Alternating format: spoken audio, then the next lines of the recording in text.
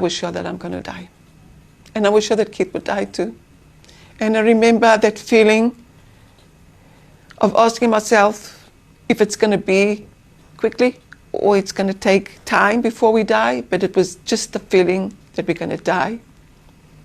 And I remember saying to myself, just please, God, just let me die first.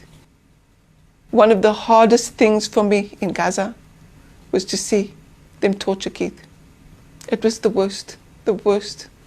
Can you tell me about the moment that you were released, when you realised that you'd be leaving, how difficult it must, I'm sure, have been to have left Keith behind there? It was winter. And I remember saying to myself, something is happening. So they brought black material and put it on our eyes, and they put the material on Keith's eyes and didn't say a word and just pulled him out in such a brutal way. I was in a complete and utterly shock. I didn't know what's happening. Keith didn't. And he came back after a couple of minutes and said, Aviva, Aviva, are you here? I thought that they're separating between us. And he was shaking. He was shaking. He was wet from being scared. And I said, don't worry.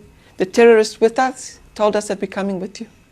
And I had to go downstairs. And when I arrived at the bottom, I couldn't find the wall and the step to go. And the terrorists just took my hand, threw me into the car. And from there, they took us to a house and they took Keith to a different room. So I hadn't spoken to Keith or given him a hug. Or we didn't even speak about what happened just a half an hour before. And they took him to a different room. And I was starting to beg them, please bring Keith, please, because I wanted just to talk to him about what happened. Because he was just so afraid that that's what's going to happen. And he didn't let Keith come. And I begged. So I moved him with my hand and I said, I'm going to Keith.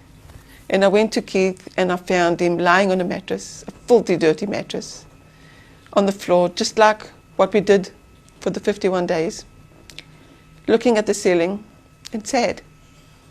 Sad. He was alone.